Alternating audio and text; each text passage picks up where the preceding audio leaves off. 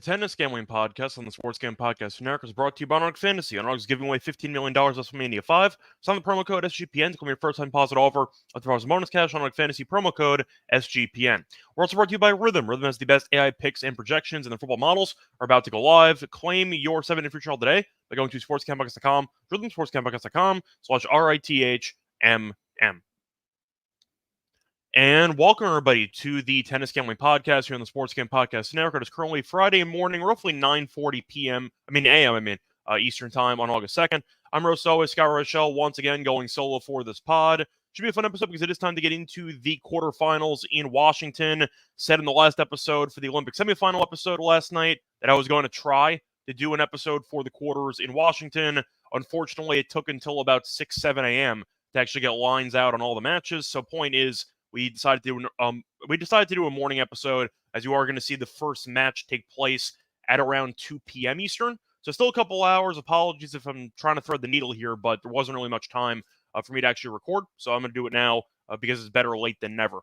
Anyway, before we get into any of the actual recap of the last episode, I want to remind you once again to like, subscribe on YouTube. Also, a reminder to check out the podcast on Spotify or Apple if you want to just listen to the audio version. Point is, though, you can still leave a rating and a review if you do listen to it audio only on Spotify or Apple. So a couple ways to leave some feedback, and I recommend you doing so. Plus, a reminder, check out the SGPN merch store. A lot of great Tennis Gambling Podcast merch. We have shirts, sweatshirts, and mugs. High quality and very cheap. So I recommend checking it out. Find yourself something that you like on the merch store, not just for this podcast, but also for the other podcasts of the network. And a reminder that we do have a featured show for the week, which is the Mothership Show with Sean and Ryan, the Sports Gambling Podcast. They just launched their 32 NFL team previews for the upcoming season. And as a bonus, each team preview episode does contain a code word. Submit the 32 code word phrase, and you could be the lucky winner who gets a $500 NFL Circa Future bet. Plus, a reminder, subscribe wherever you get your podcast, and a reminder to download the SGPN app. So starting off with the actual recap, we're going to get into the round of 16 recap in a second. Do you want to quickly recap what happened last episode? We're going to end up covering a bit more in depth because we right now are still waiting for the lock from the last episode. However, the dog actually got there. Ended up having Alcaraz and Felix first set under 9.5 games at even money. That got there as Alcaraz won both sets 6-1. Absolute destruction.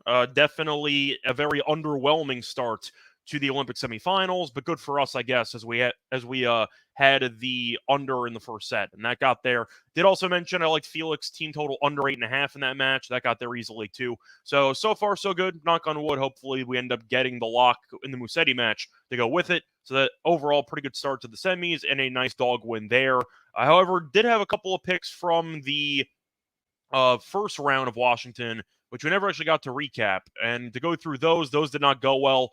For the lock, we did take Karatsev to get the job done against Garin. That did not work out as he lost in straight sets. And then for the other one, we had Mayotte over 2.5 sets against O'Connell. Competitive matchup, but unfortunately that did end in straight sets. So not a good start to Washington. Hopefully we get back on track here for the quarters. But once again, the Olympics have been good to us. So hopefully that momentum carries over into this event. So starting off with the actual recap of the round of 16 matches that took place on Thursday. For starters, you had a couple of serious choke jobs that I mentioned in the last episode in passing, but I'll get into a bit more detail for this one. First matchup was between Fokina and Caboli, which Caboli did win in 3. Fokina, though, had a massive choke job. He was up 6-1 in the first set, so obviously he was in a good spot to advance. Then he lost the second set, 7-0 in a tiebreak, and then he ended up having a golden opportunity to advance as he led 4-2 in the third set, and he also ended up having 5 match points in the tiebreak, and he blew all of them as he ended up losing 9-7 in the final set breaker. So the final scoreline was 1-6, 7-6, 7-6. Bit of a weird scoreline. Nice win, though, by Caboli. Then you saw Shapovalov, who ended up winning against Kekmanovic, losing the first set, coming back and winning there. He's been good so far in the event. Shapo ended up beating Agut very comfortably, ended up beating Manarino very comfortably, and then he beat Kekmanovic, who was in pretty decent form for the first couple rounds. So overall, nice showing by Shapo. We'll see how he does moving forward, as he has a fun match against Shelton on the slate for Friday. Moving on to the next matchup, you had the other choke job, which was by Kokkinakis, who ended up leading 7-6, 5-2. Only one break, but still and he had 2 match points in the 5-4 game, or I should say the 5-3 game, and he ended up completely punting it as he ended up losing the last 5 games of the second set. Then the third set started, he got broken, and he quit. So point is, Cordo was down 6-7, 2-5, and he came back and he won via retirement in the third set. So a bit of a crazy match there, another choke job, and you saw him advance with really the slimmest of margins as he got the job done there via retirement. Moving on, you had a couple of straightforward matchups. You had Mickelson beating Hong. Hong was able to beat Khachanov the round prior to kill one of her outrights. Khachanov was awful. Nothing else to really add there, but Mickelson got the job done. Thompson looks very good, though. Beat Opelka comfortably in the one of the previous rounds, and ended up beating Perricard in the next round in straight sets. So faced off against 2 very solid servers back-to-back, and he actually returned very well. So Thompson could be a bit dangerous following the runner-up finish in Atlanta last week. Moving on, you saw Shelton, who survived a marathon against Albert in the previous round, who was up 5-0 in the second set breaker, and then lost 7 straight points. But he ended up winning the third, and then he ended up beating Nakashima in 2 tie breaks in the match on Thursday. Tiafoe didn't look good again, but he got the job done as he beat Kovacevic in 3, and Rublev ended up beating Rinderknech in straight sets, 7-6, 6-4. So most of the drama came early in the day. The Tiafoe match was fun. Point is, though, I do think you're going to see some fun matches here for Friday, and hopefully we're on the right side of them. So either way, before we get into any of the actual preview for these matches, I want to remind you once again that we are brought to you by Underdog Fantasy, because they just launched their Underdog Streaks, which means that if you end up winning 2 straight pick'em entries, then you can go streaking. If you get an 11-0 run, you can win 1,000 times your money. Plus, Best Ball Mania is live with $15 in prizes, United specials, and boost and all flex entries. And if you want to end up using something for the entries, you can potentially use Olympic basketball. I know that there are a couple games left to play for today. A point is, though, sign up the promo code SGPN to claim your special pick and first deposit offer as far as bonus cash on Fantasy promo code SGPN. We're also brought to you by OddsJam. OddsJam is your one-stop shop for beating the sports books. OddsJam uses millions of data points across every U.S. and Canadian sportsbook to show you the best value plays for your money. They have line shopping tools that show you the best price for any bet that you want to make across countless sportsbooks, whether it involves DraftKings or FanDuel or BetOnline, Bovada, Cut, and many more. They have an arbitrage tool which helps you find opportunities where you can bet both sides of the same prop on different sportsbooks to guarantee yourself a positive ROI. Their new fantasy tool features the highest EV plays relative to the sportsbook's odds, allowing you to crush sites like Underdog Fantasy. They even have a tool to help you find the best sign-up bonuses. If you're interested, trying out OddsJam, you can get a 7-day free trial by using the link below. And don't forget to enter the promo code SGPN to get 35% off your first month of subscription. OddsJam.com, promo code SGPN. Welcome back, everyone, to the Tennis Gambling Podcast. Just finished recapping Thursday's round of 16 matchups in Washington. Now it's time to get into the 4 quarterfinal matchups for Friday. Starting off with the first match on the card. The first match is going to be between Mickelson and Caboli at around 2 p.m. Eastern Time. Mickelson, decent favorite, minus 192. Caboli is plus 167. For the spread here, minus 2.5 for Mickelson, plus 2.5 for Caboli. The over-unders at 23 games. For set wagering, the over 2.5 sets is around plus 120, and you have Mickelson to for example, minus 1.5 games to cover the 1.5 is minus 150. Caboli plus 1.5 is plus 120. If you want the alt game line, and for the actual set spread here, Mickelson in straight sets is available at plus 155. Caboli to win a set is minus 185. So no head-to-head history between them. Mickelson has been very comfortable so far in the event, as he was able to beat Hong in the last round, and he was able to win his first match against Bellucci in straight sets. There was a breaker in there, but he has not dropped a set yet. As for Caboli, he had the series marathon against Fekina in a match that he probably should have lost because he had to fight off 5 match points in the tiebreak, but he has been pretty good for the most part as he beat Fekina, and he ended up beating Goffin in the first round. For this one, I think I am going to lean to Mickelson, even though I do like Caboli as a player. Mickelson looks more comfortable on the courts here, in my opinion, and I know that Fekina has some talent. He's still a head case, and Mickelson has been playing some good tennis recently. I know that he ended up losing in the final in Newport, but at least he's been showing some good overall, I'd say, form recently, and I do think that Mickelson is a little bit too stable for Caboli to handle. Caboli, I think he has a lot of talent, but the issue is his shot selection can be underwhelming at times, and if Mickelson's able to keep the ball in play, Kaboli might punt away a bunch of free points just based on unforced errors. I'm going to lean to Mickelson in this one. Kaboli's still not an amazing serve, which I think he has to improve on. So I think you're looking at Mickelson, who should be able to do enough to get the job done here. I'll lean to him to get the job done, and I think he'll cover the games. So moving on to the next matchup here. Probably not going to bet that match, though. Full disclosure, not really that interested. Moving on, though, you have a pretty fun matchup between Shelton and Shapo. A reminder, we saw them face off in Wimbledon, and that match went to 5 sets. We ended up seeing Shelton in this one as a minus 136 favorite. Shapo's plus 116 for the game spread, -1 for Shelton, +1 for Shapo. The over-under in games is around 23.5 or 24.5. For the set over-unders, you have the over 2.5 sets at around plus 120, give or take. The under, though, you could find a minus 140 if you want to go for the under 2.5 sets. For the actual set spread here, you have Shelton in straight sets at plus 190. You have Shapo in straight sets at plus 275. Now, Shelton has looked okay so far in the event as he was able to get past Albert.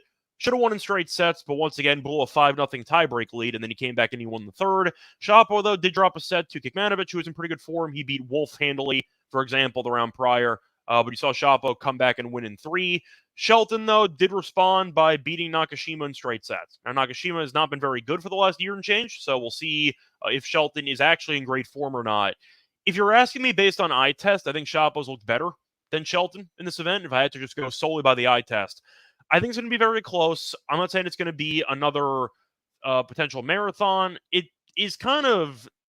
I think it wouldn't totally shock me if you got an absolute war on your hands, but I really don't like the value with betting the war because you can find the over 2.5 sets at a pretty cheap number, and the game totals at around 23.5, 24.5. So even if you get a competitive straight set win, which is like a 7-6, 6-4, you're still going under the total. So it's really tough to kind of find value on betting an over in this matchup. I don't really disagree with it, but I don't see much value. So I think because of that, I'm going to go elsewhere. I think I'm going to lean to Shapo in this one.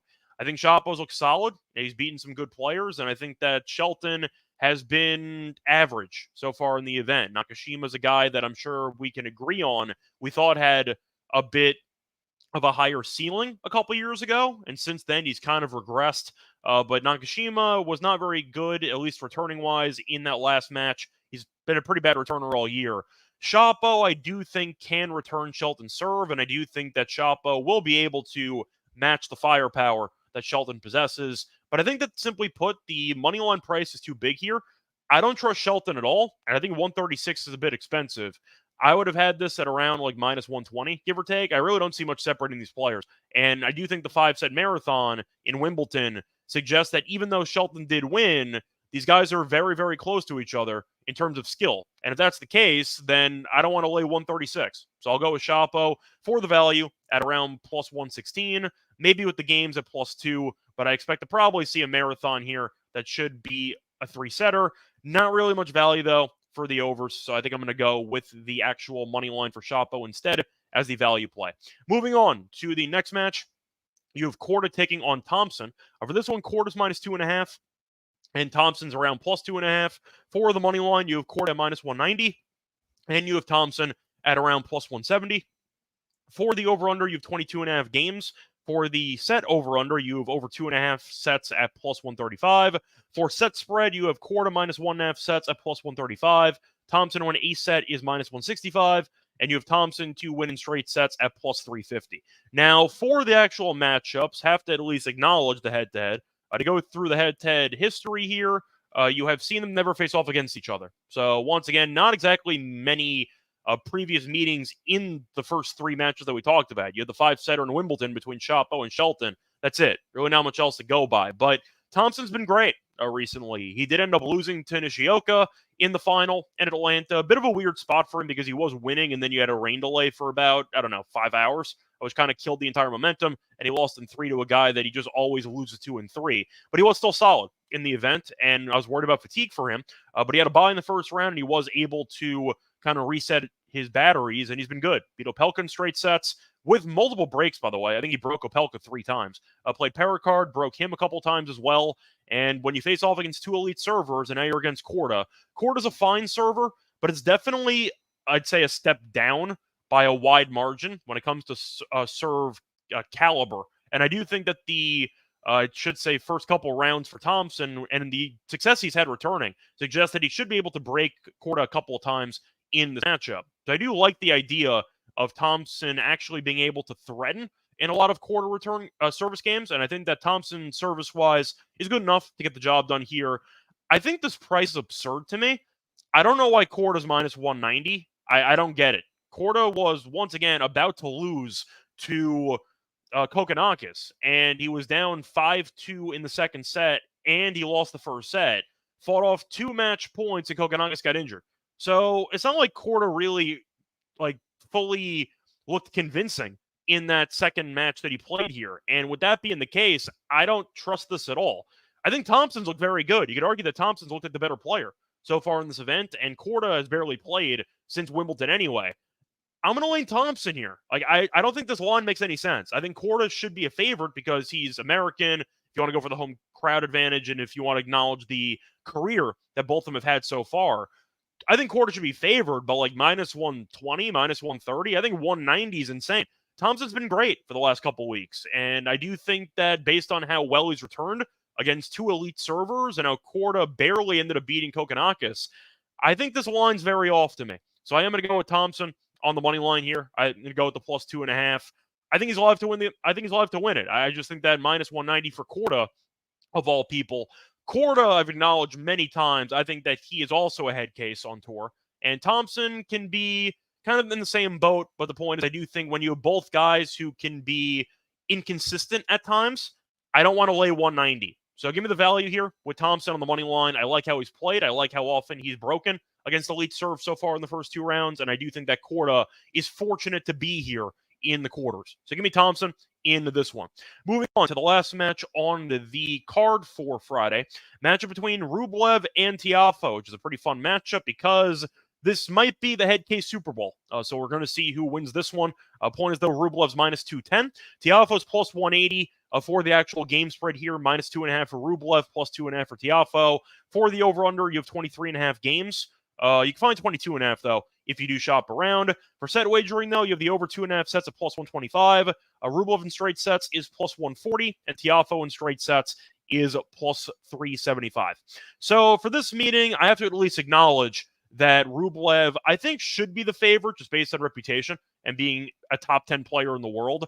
However, I have to mention the path of both guys because both guys really have not looked that great so far in the event. Now, we have Rublev to win the tournament at 6-1, which I feel, I'd say, lukewarm about. I don't know if he's going to actually win it based on his current form, but he's still here, so that's going to count for something, I guess. Ended up beating Van Asch in 3. Not exactly a great showing there. Was his first hardcourt match, though, in a while, so he won in 3. Then he beat Rinderknech in straight sets. Had a couple of break chances in the first set, did not convert those, but he eventually won in a breaker, and then he broke in the 4-4 game to win 6-4. Anyway, point is, though, not exactly the most convincing sets of tennis from Rublev, but he's gotten the job done. For Tiafoe, went to 3 sets against Kovacevic. I've said this before.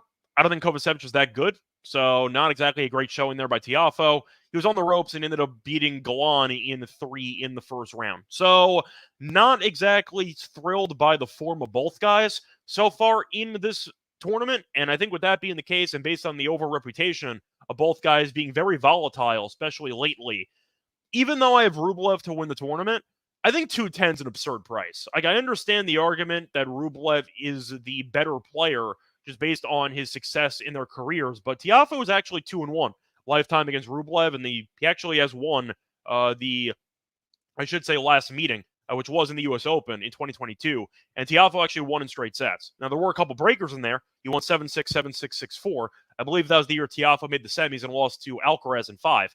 Point is, Tiafoe's actually kind of had Rublev's number in 2 of the 3 meetings. Both wins were in the U.S. Open, and both wins were once again, I should say competitive. Yes, I know Tiafoe's last one was in straight sets, but there were 2 breakers involved. First meeting was a 5-setter back in 2021, and in the middle, they faced off in Indian Wells, and Rublev did win the only 2 out of 3 set match in straight sets. So I think Rublev's looked better than Tiafoe in this tournament if I had to be if I had to compare them, but it's not like either guy's been dominant by any means, and I think that if I'm splitting hairs between these 2 guys, I think 210 is a really, really big price. And Ryan's telling me it was at minus 179. I guess I understand why some money's coming out on Rublev because he did win in straight sets, and maybe that's going to convince some people that he is in better form than Tiafoe. It is going to be in America. It's in DC, which is basically Tiafoe's backyard. So he always has a good support, I should say, with the crowd in DC, just based on the fact that he grew up, I think it was like 20 minutes, give or take, from the actual courts. So with him being a relatively local kid, I do think the crowd's going to help him out. But the crowd's always helped him out here, and he still never won here. So I guess you could argue that at some point the clock strikes midnight on Tiafoe's runs. But I think if I had to pick the outcome for this matchup, I would lean Rublev to win, but 210 is just an insane price to me. I'm going to lean over, and I think I'm going to lean to the Tiafoe games here, maybe plus 3.5 if you can find a good price on it. But expecting Rublev to win is one thing. Expecting him to dominate's another. And I think Tiafoe can force 3 sets here. And with both guys having ups and downs in all of their matches based on their overall quality of play, I can't lay 210. I called it the head case Super Bowl. I'm not laying 210 in that. So I think with that being the case, I'll lean to Tiafoe for the value, but I think Rublev probably ends up winning this match in 3. That's going to wrap it up for the actual preview of the 4 quarterfinal matchups for Friday. Now it's time for the actual lock and dog picks. But before we get into that, I want to remind you once again that we are brought to you by Rhythm, because Rhythm has a lot of great AI picks and props that you might be missing out on. They just predicted a bunch of winners for the 3M Open in golf, and their football models are about to drop. You can even customize your own betting models using Rhythm's tools. Claim your 7-day free trial today by going to sportscampbuckets.com, rhythmsportscampbuckets.com/RITHMM. We're also brought to you by Circa Survivor and Circa Millions. Circa Sports is back for Circa Survivor and Circa Millions, giving away $16 million guaranteed prizes. And if you are looking at potentially finding a time to go to Vegas, I recommend going to Vegas for the Con this weekend because it's a great time to go hang out with Ryan and Sean and enjoy some of the open bar events of the World's Bet Sportsbook from August 22nd through the 24th. Use promo code SGP15, save 15% off your hotel room for sign-up weekend. Set up in person at Circa Sports between now and September 7th, and use a proxy to play from anywhere. You have a deal with proxy.footballcontest.com. Save $50 with the promo code SGP.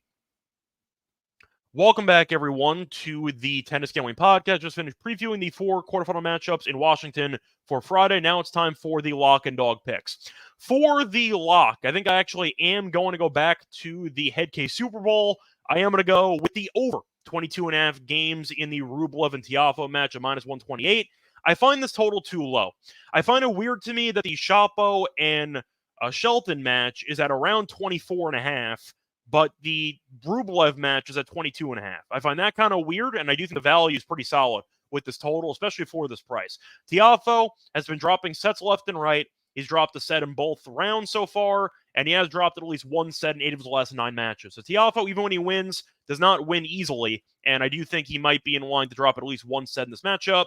Meanwhile, for Rublev, he has not looked that great, too. Dropped a set in the first round to Van Asch, ended up going to a breaker against Rinderknecht, and he has had a lot of competitive sets, as 8 of Rublev's last 9 matches have had at least one set with 12-plus games. So there has been either a 7-6 or a 7-5 in 8 of Rublev's last 9 matches. So a couple ways to get there at 22.5. If you end up getting the exact same scoreline that we got in the Rinderknecht match on Thursday night, that's an over, because you end up getting 23 at 7-6-6-4.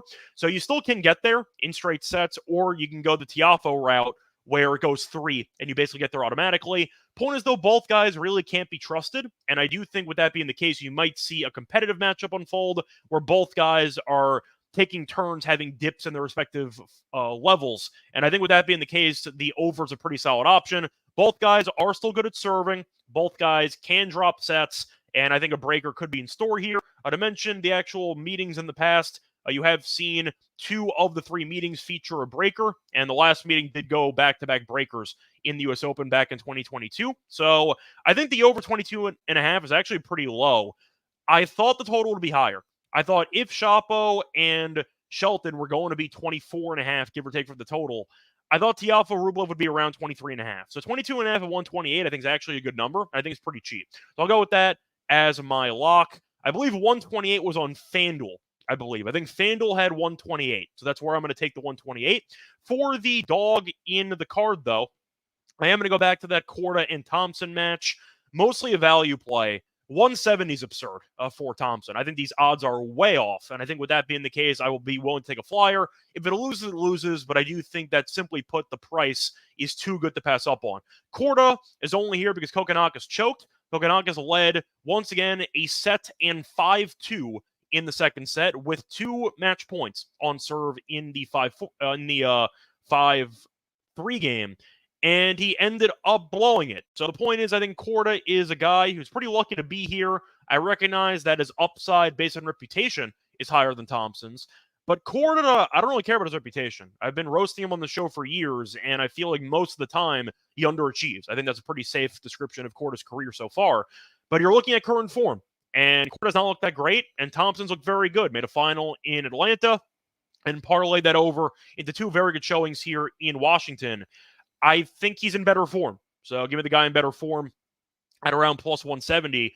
Beating Opelka and Perricard while breaking multiple times tells him that Thompson's return game is very on point right now. So I do like that element of his game. I think Thompson's a pretty good server as well. So I am going to go with him to get the job done at plus 170. So once again, my picks for the quarterfinals, the lock's going to be on Rublev and Tiafoe over 22.5 games at minus 128. And my dog will be on Thompson money line at plus 170. A reminder back once again for the semis of this event. Not sure what time because we got to wait for lines to come out after these 4 matches finish. A reminder, though, we will be back for the actual Olympics for the final for the men's. I probably will cover the bronze medal game as well because why not? So I'm probably going to merge those 2 together. Point is, though, we will be getting I think it makes sense to cover the bronze medal too. So we'll cover those 2 matchups as well. But until next time, find me on Twitter at Reichel Radio. Find me on the NBA show. Find me on the MLB show as well. Until next time, good luck to all of you and all of your bets. Bye, everyone.